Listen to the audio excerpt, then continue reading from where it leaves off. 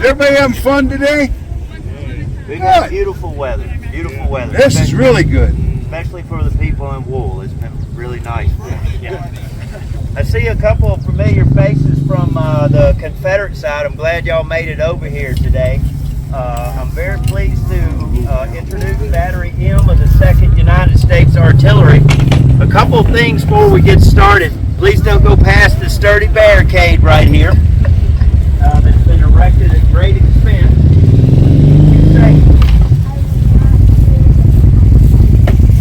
Please do not go past the lady in red down here.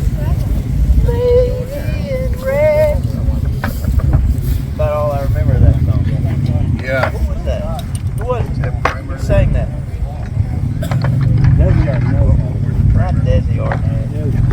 Yeah, but don't go past the end over there. It's extremely loud. All right, and that part I am not kidding about. If you've got extremely small children, you need to do something about that. If you've got hearing aids, you need to look out for it. All right, you got pets. I am very surprised by how loud this gun is. My favorite part. These gentlemen out here have brought 3-inch ordnance rifle to do this demonstration. Do you know how much a 3-inch ordnance rifle would cost you today? They're shooting their own powder, they're using their own flows, they're breaking their own implements as they come out through here. All for a program free of charge to the American taxpayer. How about it for these?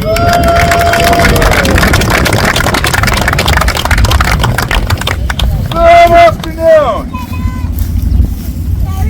I thank you for coming out today, this beautiful day. Usually not this nice in Gettysburg in August, so it's great. We do portray Battery M, 2nd U.S. Artillery. We were regulars during the Civil War. In the 3 battles at Gettysburg, we were not in it.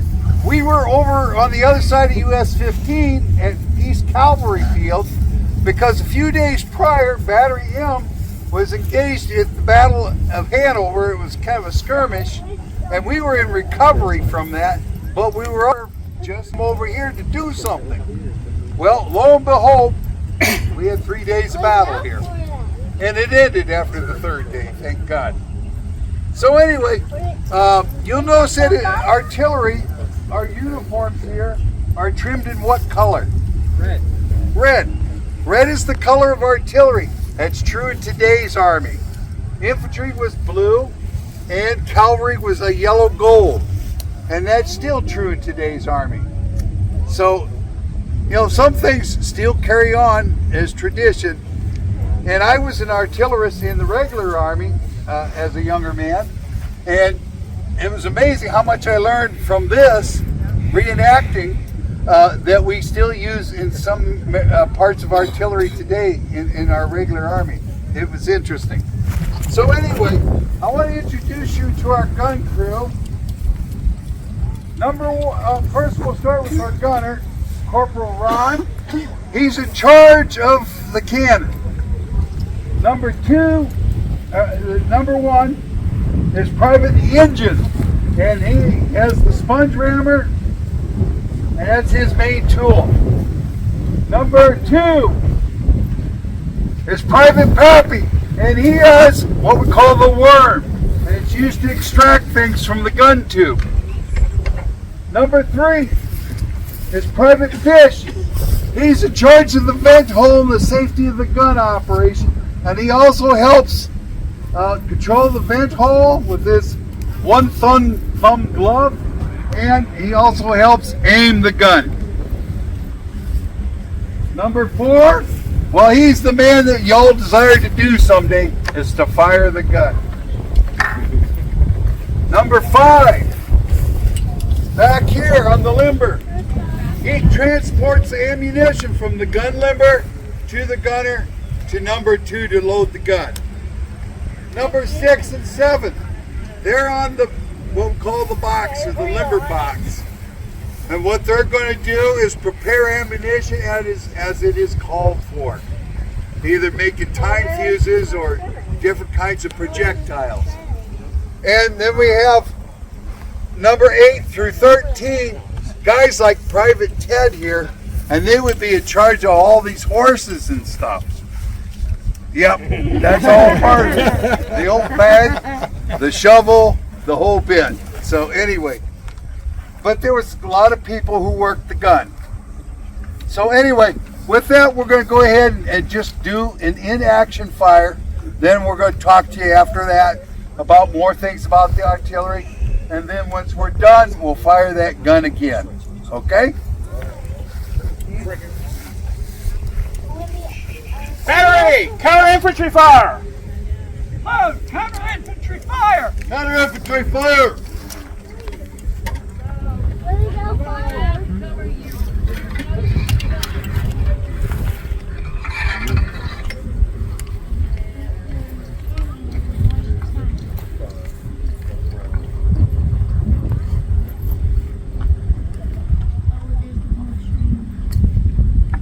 Advance the round!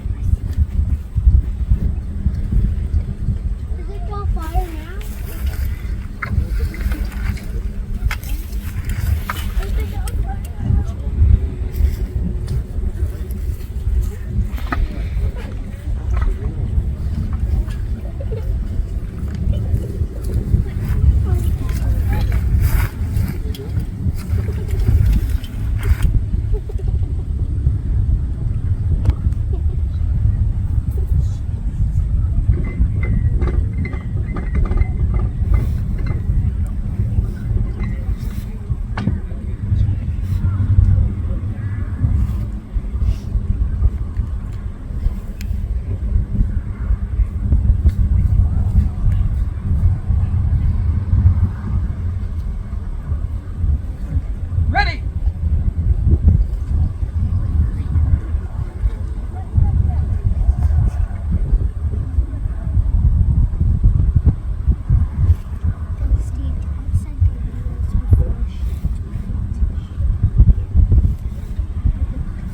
Gun number 1 is ready, sir.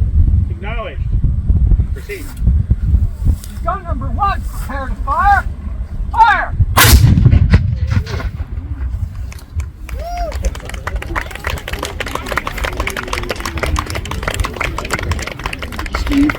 Steve?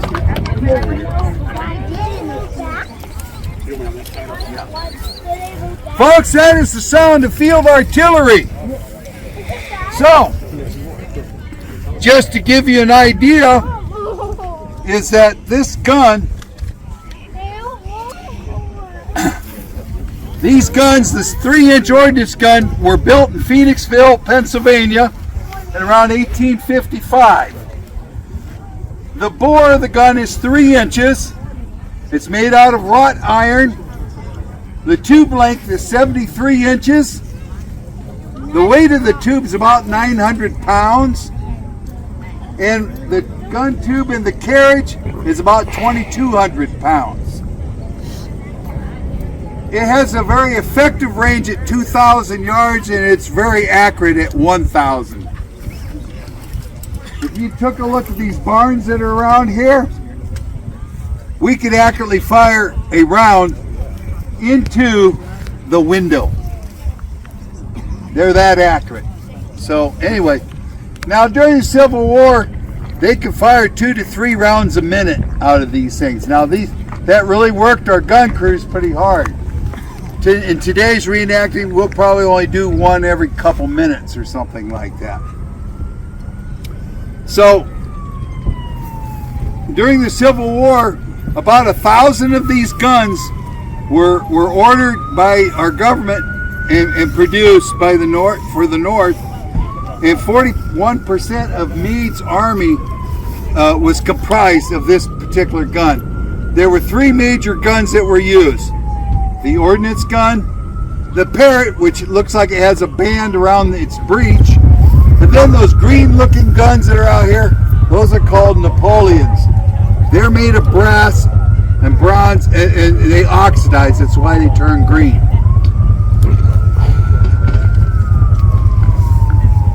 We have different projectile types. You can forget about the idea of a round cannonball. More of these look more like a 16-ounce beer can in size. They weigh about 10 pounds.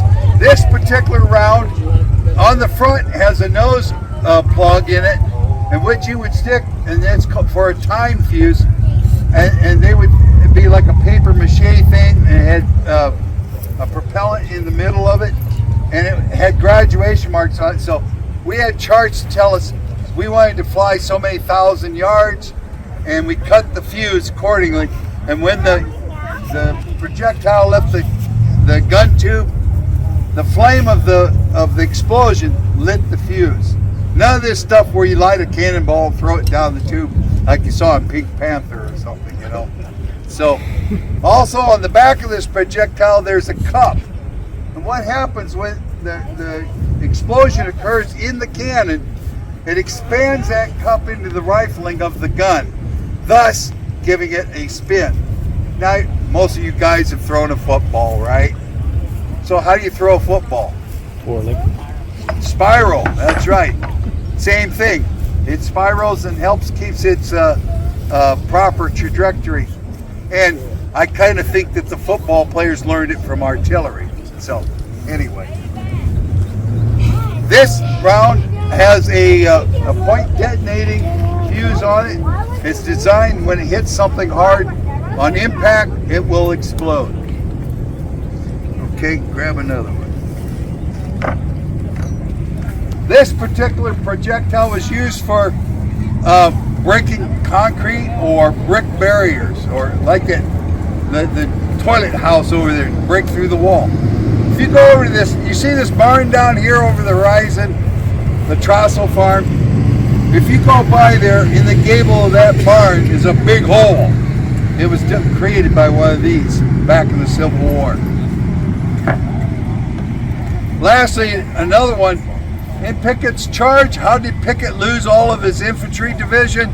It's because of this particular round. It's called canister. They were putting 2 and 3 of these in the gun tube, and when they exploded, it worked just like a shotgun shell. It threw shot all over. So if you got everybody marching shoulder to shoulder like you're standing here, it just obliterated the line. And lastly, the powder bag may have resembled this. We would use 1 pound of powder to shoot a 10-pound projectile. Also, when you shoot one of these in live fire, a full projectile and a powder, that gun's going to roll back 8 to 12 feet. Yeah, so you want to stay away from it when you fire it. Now, today, for our purposes, we're only using a 1/2 pound of powder, and there is no projectile, so there's no back pressure. So at best, the cannon will maybe flinch. So anyway, so how this works is this powder charge gets rammed down the gun tube, and there's a vent hole on the back on top of the gun, okay? And so what happens is our number 3 guy is going to take the prick, poke the powder charge through the vent hole, and then number 4 will take a primer, put it into that vent hole, and then he's going to hook it. He's going to hook onto that primer. Now what happens, this is a friction primer. When he says fire, he will pull that, and the wire will pull out of this little tube. It'll shoot a spark down into the powder charge, and that's what sets the cannon off. It's about as simple as explanation I can do with that one. So anyway, so a gun battery usually has 6 guns. Sometimes it had 4 guns. It's commanded by the captain, or the battery commander, which is Captain Steve right here. And these 6 guns, there'd be 2 guns on the left, 2 in the center, 2 in the right, and they called those left, center, and right sections, and they were commanded by usually a lieutenant, usually a 2nd or 1st lieutenant, okay? And each gun is basically operated and commanded by a gunner. In our case, he's a corporal, okay? So he's working with higher command, guy like myself who's in charge maybe of a brigade, and which is 3 gun batteries, and I'm giving commands maybe to the battery commander, who in turn gives commands to these lieutenants of these sections. Now bear in mind, we gotta yell real loud, and because we don't have other communication devices, we don't use smoke signals or anything else. It's all verbal command or a signal, an armed command. Or in some cases, you had a bugler sounding off things, like commence fire, cease fire, and so on and so forth. But that's kind of how the communication structure works. How are we, Steve? About 2 minutes. Okay. So anyway, what we're going to do now is these guys are going to prepare to fire the cannon one more time. And what I'm going to ask you to do is to do a dry fire so they can see you do the movements, and then we'll go to a live fire. Okay? Good. Load shell. 800 yards. Dry fire practice.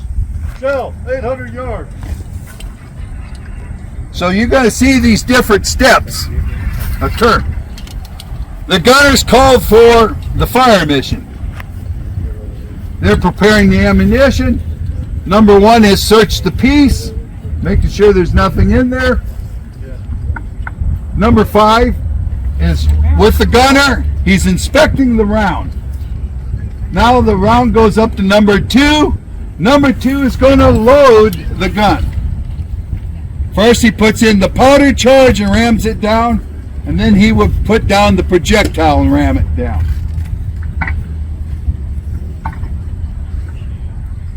So now that that is done, the gun needs to be aimed. We have no optics or special scopes. It's the unaided eye and an instrument that hangs on the back of the gun. You learn how to use the sighting piece, and he's asking for a left deflection of the gun, and he'll either raise or lower the tube for elevation to look at his target. Once that is done,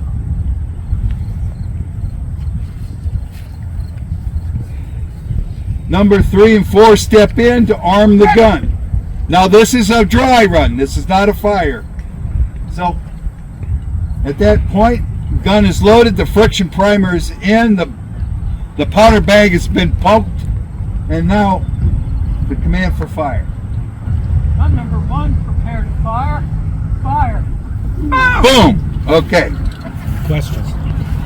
Got 1 minute. So 1 minute. Okay. Take one question, then we'll fire. You mentioned in real life you could do 2 to 3 a minute. Right.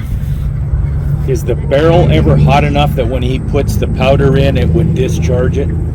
That's always a possibility. But that's the reason for the And that's sponging. why he Hopefully puts the touch- sponge in the water and sponges the barrel out between each shot. Oh, okay. To try to cool it. I mean, I think at times during Pickett's charge, they were kind of almost, they weren't even bothered. They were desperate. They were just- yeah. But When you're desperate, you do accidents- anything. Accidents do happen. Okay. Battery! Counter infantry fire. Okay, Counter infantry. this time will be a live fire. Through.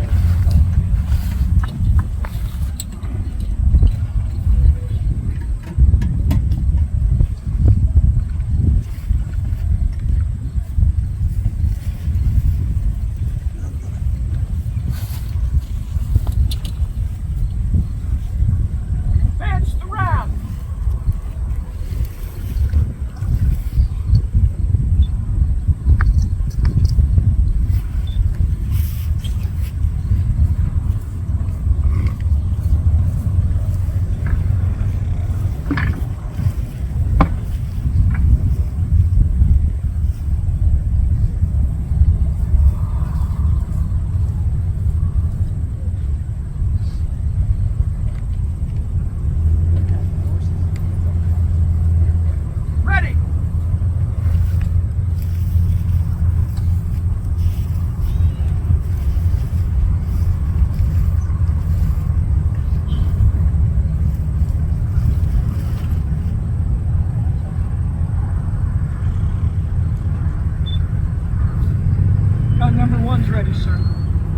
Gun number 1, prepare to fire.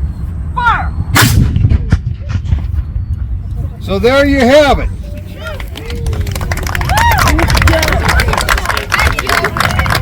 Okay, now what you can do here is that they'll clear the piece. We'll call the gun safe, and you're welcome to cross this rope here and go down on the gun, check it out, talk to the guys, take pictures.